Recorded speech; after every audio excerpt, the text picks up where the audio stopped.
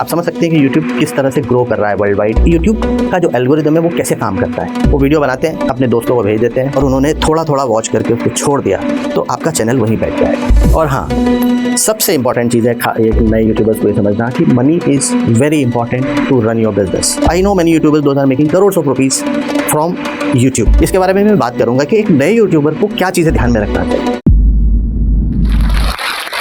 Hello, मेरा नाम है रजनीश अरोरा। मैं किड्स कंटेंट चैनल से रन करता हूँ, यूट्यूबर हूँ, पर वो उस तरह का यूट्यूबर हूँ जहाँ पे मैं कैमरे के पीछे रह के काम करता हूँ। शायद दिस इज फर्स्ट टाइम जब मैं कैमरे के सामने आके बात कर रहा हूँ, अपना एक्सपीरियंस आपके साथ शेयर कर रहा हूँ। मेरे कुछ 5-6 किड्स चैनल हैं जहाँ पे हम छोटे बच्चों के लिए वीडियो बनाते हैं। ये वीडियो दुनिया की 50-60 कंट्रीज़ में देखे जाते हैं। हमारे चैनल्स पे कुछ 2 करोड़ के आसपास सब्सक्राइबर्स हैं। 1 करोड़ व्यू हमको हर दिन मिलते हैं और 50,000 के आसपास नए सब्सक्राइबर हमारे साथ जुड़ जाते हैं हर दिन। और मैं आपके साथ आज मेरा एक्सपीरियंस शेयर करूंगा कि कैसे आप कैमरे के पीछे अपना चेहरा बिना दिखाए भी यूट्यूब चैनल्स को डेवलप कर सकते हैं, उनके आसपास एक बिजनेस बड़ा बिजनेस ग्रो कर सकते हैं एंड मिलियंस ऑफ सब्सक्राइबर्स आपके आपको फॉलो करेंगे यदि आप उसको समझ के काम करेंगे, यदि आप उसको सही तरीके से समझेंगे कि how you have to go about it. 2014 या 2015 के आसपास मेरे पास काफ़ी ईमेल आया करते थे। अच्छा, मैं आपको बता दूं कि मेरा एक एनिमेशन स्टूडियो है। उस एनिमेशन स्टूडियो में मैं दूसरे देशों के जो कस्टमर्स हैं, क्लाइंट्स हैं, उनको एनिमेशन बना के दिया करता था। ये जो क्लाइंट्स हैं ये मेरे पास आते थे, अपना काम कराते थे और लेके वापस चले जाते थे। 2014-2015 में ये हुआ कि मेरे पास काफ़ी सारी क्वेरीज आने लगी, एनिमेशन रिलेटेड क्वेरीज, और उनमें यूट्यूब चैनल्स के लिंक होते थे कि हमें ऐसा चैनल बनाना है, हमें ऐसा कंटेंट बनाना है। और फिर मैं उनके लिए कोड प्रिपेयर करता था और वो कोड उनको जब मैं भेज के वेट करता था कि हाँ अब इनका रिप्लाई आएगा, लेकिन उनके रिप्लाई नहीं आते थे। तो वहाँ से मुझे ये समझ में आया कि हाँ ये एक अपकमिंग चीज़ है और इसमें काम किया जा सकता है। फिर मैंने सोचा कि क्यों ना मैं भी इस एरिया में काम करूँ। तो 2014-2015 तक मैं सोचता ही रहा, हिम्मत नहीं हुई मेरी, क्योंकि काफ़ी एक्सपेंसिव होता है एनिमेशन बनाना और वो भी अच्छी क्वालिटी पे, इंटरनेशनल क्वालिटी पे जाके काम करना, उस तरह के लोगों को हायर करना, हिम्मत नहीं हो रही थी। 2 साल हो गए, मैं सोचता ही रहा करता हूँ शुरू, कुछ करता हूँ। फिर क्या हुआ, 2016 में मैं मियामी में एक किड स्क्रीन करके एक मार्केट होता है जहाँ पे सारे इंटरनेशनल एनिमेशन कंटेंट प्रोड्यूसर आते हैं, वो लोग आए हुए थे, उनसे मैं इंटरेक्ट कर रहा था। तो मैंने देखा वहाँ पे काफ़ी सारे यूट्यूबर्स आए हुए हैं। ये यूट्यूबर्स वो यूट्यूबर नहीं जो कैमरे के सामने एक फ़ोन लेके वीडियो बनाते हैं। ये वो यूट्यूबर्स थे जो कैमरे के पीछे बैठते हैं और चीज़ों को प्लान करते हैं और उसको वर्ल्ड के सामने या वर्ल्ड ऑडियंस के सामने प्रेजेंट करते हैं। मुझे काफ़ी फैसिनेटिंग लगा उनको देख के। मुझे लगा यार ये लोग बड़े शांति से बैठ के काम कर रहे हैं, यहाँ आके ये लोग जानना चाह रहे हैं कि अभी डायरेक्शन किधर होगा, किधर जा रहा है मार्केट। और उनको देख के मुझे लगा कि ये लोग जो काम कर रहे हैं ये तो मैं भी कर सकता हूँ। तो 2016 में जब मैं वापस आया उस इवेंट को अटेंड करके, तो मैंने डिसाइड कर लिया कि अब मैं ये चैनल शुरू करता हूँ। फिर 2016 में मैंने मेरा पहला चैनल शुरू किया, fun for kids TV. English में था वो और छोटे बच्चों के लिए था, क्योंकि मैं अधिकतर काम जो है बच्चों के लिए करता था। मेरी टीम जो थी वो बच्चों के वीडियो बनाने के लिए इक्विप थी, उनको एक्सपीरियंस था उसका। 2016 से हमने शुरू की जर्नी। 1 साल लगा होगा, बड़ी मेहनत की, कभी ये वीडियो, कभी इस तरह का, कभी उस तरह का, लेकिन सफलता नहीं मिली। शायद 12-15 महीने बाद हमारे कुछ वीडियो जो है वो वायरल होना शुरू हुए। फिर एक दिन ये हुआ कि मैं ऑफिस से निकला, घर आया एक वीडियो पोस्ट करके, और जब सुबह उठा सो के तो मैंने देखा उस वीडियो पे 11 लाख व्यू है। और वो 11 लाख व्यू ने मुझे इतना कॉन्फिडेंस दिया कि नहीं, ये रात भर में जो हम पे सो रहा था इंडिया में, अपने मुंबई में, और दुनिया में मेरा वीडियो अराउंड 40 कंट्रीज में देखा जा रहा था, मुझे पता भी नहीं था। सुबह जब मैंने उसको देखा, अरे इसमें तो 11 लाख व्यू आ गए। देन आई रियलाइज कि समथिंग इज देयर एंड एक पावरफुल फोर्स क्रिएट हो रहा है और हमें उस फोर्स के साथ आगे बढ़ना चाहिए। फिर मैंने उस चीज़ को और सीरियसली शुरू किया, उसके ऊपर और मेहनत करना शुरू की, और हमने उस चैनल को और काफ़ी अलग अलग तरह के कंटेंट बनाए। इसके बारे में मैं बात करूंगा कि एक नए यूट्यूबर को क्या चीज़ें ध्यान में रखना चाहिए, क्योंकि आप यदि उस सिस्टम को समझ के काम करेंगे तो आपका सफल होना शायद थोड़ा सा ईजी हो जाएगा। हम और भी डिटेल में आगे बात करेंगे। तो अब मुझे समझ में आ गया कि हाँ ये जो है, फिर मुझे लगा अरे यार इंडिया में तो इंडिया में यूट्यूब जो है शुरू से, इंडिया में जो परसेंटेज है हमारे व्यूअर्स का वो ज़्यादा है। यूएस से आता है ये बिजनेस, गूगल और यूट्यूब जो है वो यूएस बेस्ड बिजनेस है, लेकिन उसके यूज़र बेस जो है वो इंडिया में ज़्यादा है। हमारे इंडिया में अराउंड 20-30% जो यूज़र बेस है यूट्यूब का वो इंडिया से आता है। बाकी का जो यूजर बेस है वो 50 60 70 कंट्रीज में स्प्रेड है। तो आप समझ सकते हैं कि इंडिया कितना स्ट्रांग है। फिर हमें लगा कि क्यों ना इंडियन मार्केट में काम किया जाए। तो हमने इंडियन चैनल शुरू किया, fun for kids TV Hindi rhymes करके। इस पे हमने नानी तेरी मोरनी, लकड़ी की काठी, इस तरह के सॉन्ग्स बनाए क्योंकि यहाँ के बच्चों को वो ज़्यादा पसंद है। अब हमारे वो वीडियोस जो है काफ़ी फेमस होने लगे। फिर हमें लगा कि नहीं, अब हमको इन वीडियोस को या इन सब्जेक्ट्स को लेके कुछ और काम करना चाहिए। फिर हमने कुछ दूसरे वीडियो बनाए उन्हीं सब्जेक्ट्स को लेके। जैसे नानी तेरी मोरनी ने चिट्ठी भेजी है, चिट्ठी में लिखा है कि तू कितनी अच्छी है। अब ये सॉन्ग जो है नहीं, ये हमारे राइटर्स ने लिखा, हमारे कॉन्सेप्ट के ऊपर हमने इसको काम करके पूरा डेवलप किया। लेकिन ये बच्चों को इतना पसंद आया कि उसके बाद हमें लाइन से नानी तेरी मोरनी की और उसके उन कैरेक्टर्स को लेके वीडियो बनाते गए और हमारे चैनल जो है दौड़ लगाते गए। आज हमारे इंडियन चैनल पे अराउंड 1.8 मिलियन सब्सक्राइबर्स हैं। उससे काफ़ी कॉन्फिडेंस आया। फिर हमने सोचा कि क्यों ना इंटरनेशनल मार्केट में थोड़ा बेटर काम किया जाए।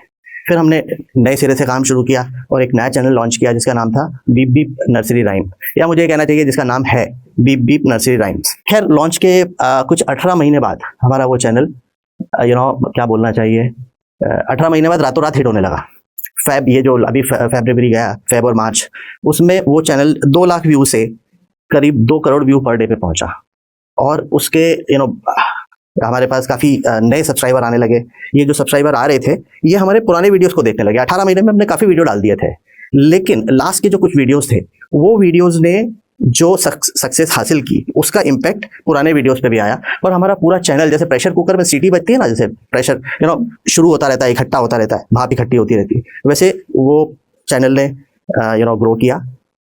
और अब वो चैनल हमें काफ़ी अच्छे व्यू देता है, नए सब्सक्राइबर मिलते हैं हमें, उससे हमें रेवेन्यू भी मिलती है जो हमें हेल्प कर रही है नई टीम को हायर करने में और अपने बिजनेस को आगे बढ़ाने में हमको उससे काफ़ी मदद हो रही है। 2016 में जब मैंने पहला चैनल शुरू किया था, उस समय जो यूट्यूब का यूज़र बेस था दैट वाज अराउंड 150 करोड़ 2016 में। आज 6 साल बाद 7 साल बाद उनका जो यूज़र बेस है वर्ल्ड वाइड वो है 250 करोड़। आप समझ सकते हैं कि YouTube की ग्रोथ का कितना आप समझ सकते हैं कि YouTube किस तरह से ग्रो कर रहा है वर्ल्ड वाइड। इंडिया में भी उसकी ग्रोथ काफ़ी अच्छी है। ऐसे में बट ऑब्वियस है कि नए यूट्यूबर आके काम करना चाहेंगे इस स्पेस में, उन्हें आना चाहिए, काम करना चाहिए। लेकिन एक चीज़ पहले वो समझ लें कि YouTube का जो एल्गोरिदम है वो कैसे काम करता है, हाउ इट वर्क्स, और उन्हें किन चीज़ों का ध्यान रखना है। वो वीडियो बनाते हैं, अपने दोस्तों को भेज देते हैं, लेकिन उनको पहले समझना पड़ेगा कि वो जो दोस्त हैं उनके, क्या वो उस कंटेंट को व्यू करेंगे। It's not important that how many people are watching your video, it's important कि आपके वीडियो को किस तरह से वॉच किया जा रहा है, उसको किस तरह से कंज्यूम किया जा रहा है। क्या उसे लोग देखने के बाद उसे शेयर करते हैं, लाइक करते हैं, कमेंट करते हैं। ये सारी चीज़ें जो है यूट्यूब की एल्गोरिदम स्टडी कर रही है। आपने 500 लोगों को, 500 दोस्तों को अपना वीडियो भेज दिया और उन्होंने थोड़ा थोड़ा वॉच करके उसको छोड़ दिया, तो आपका चैनल वहीं बैठ जाएगा। आपको 500, एक एग्जांपल दे रहा हूँ, 500, आपको 500 व्यूअर नहीं चाहिए, आपको 50 व्यूअर चाहिए जो कि वाकई में आपके कंटेंट को कंज्यूम करें। ये 50 जो व्यूअर हैं वो यूट्यूब को सिग्नल देंगे कि हाँ इसकी एक्चुअल ऑडियंस क्या है। Then YouTube will start doing further distribution of your video. इससे क्या हो रहा है कि जो आपका काम है कंटेंट बनाना, कंटेंट को इंटरेस्टिंग बनाना। यूट्यूब का काम है उसके लिए कंज्यूमर लेके आना या उसके लिए व्यूअर लेके आना। तो दिस इज माय एडवाइस कि आप अपने वीडियो को अपने रिलेटिव, अपने फ्रेंड्स के साथ उतना मत शेयर कीजिए, सिर्फ उन्हीं लोगों के साथ शेयर कीजिए जो उस कंटेंट पे इंटरेस्ट रखते हैं। तो ये जो नए यूट्यूबर्स हैं उनको मैं बोलूँगा कि चैनल को शुरू करने के पहले आप थोड़ा सा प्लानिंग कीजिए कि आपकी स्ट्रेंथ क्या है, आप किस एरिया में अच्छा काम कर पाएंगे। कुछ छोटी मोटी क्लिप्स बना के, वीडियो बना के अपने फ्रेंड्स लोगों से या परिवार के लोगों से फीडबैक ले लीजिए कि हाँ ये अच्छा लग रहा है। नहीं तो आप काम किए चले जा रहे हैं और वो वीडियो जो है आपका, उसको कोई देखने के लिए तैयार नहीं है। दूसरा क्या है कि जो यूट्यूब का जो एनालिटिक्स सिस्टम है वो बहुत स्ट्रांग है। वो आपको छोटे छोटे सिग्नल देता है। जैसे वो आपको बताता है कि आपके थंबनेल पे कितने क्लिक आए। उसने यदि 2000 लोगों को वो थंबनेल दिखाया तो उसमें से 200 लोगों ने उस पर क्लिक किया, 500 लोगों ने क्लिक किया। तो इससे समझ में आता है कि किस तरह का थंबनेल काम कर रहा है। फिर आप देखिए कि जिन लोगों ने क्लिक किया उन्होंने उसको कितने ड्यूरेशन के लिए वॉच किया।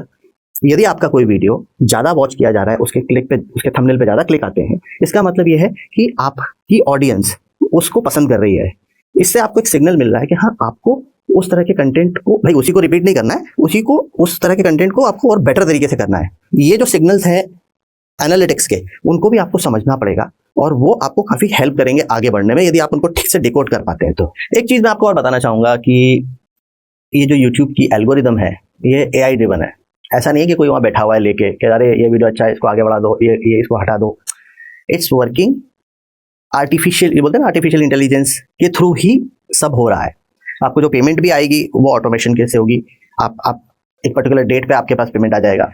तो जब एल्गोरिदम आपके वीडियो को देख नहीं सकती तो वो आपके वीडियो को कैसे आगे बढ़ाएगी?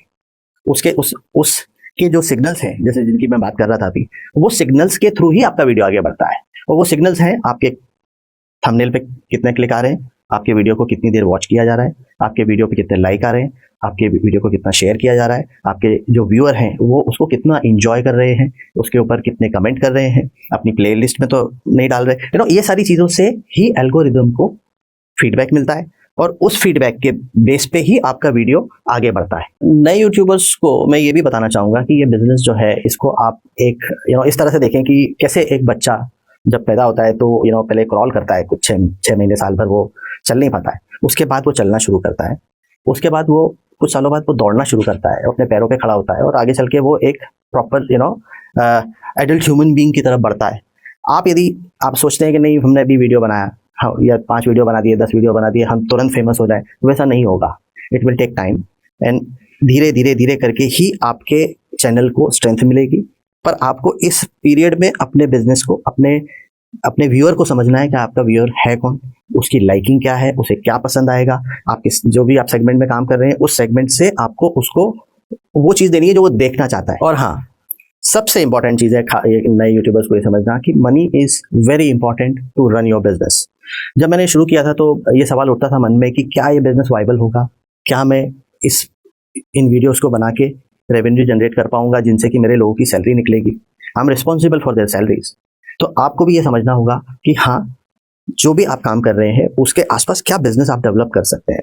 जरूरी नहीं है आप कैमरे के सामने ही आके काम करें, आप कैमरे के पीछे भी काम कर सकते हैं और एक बिजनेस डेवलप कर सकते हैं। वो बिजनेस धीरे धीरे करके हो सकता है आप पहले महीने कुछ 1000 रुपये कमाएं या वो भी ना कमाएं, फिर हो सकता है आप लाख रुपए कमाएं, हो सकता है फिर आप उस स्टेज पे आएंगे जहां आप करोड़ों रुपए भी कमा सकते हैं।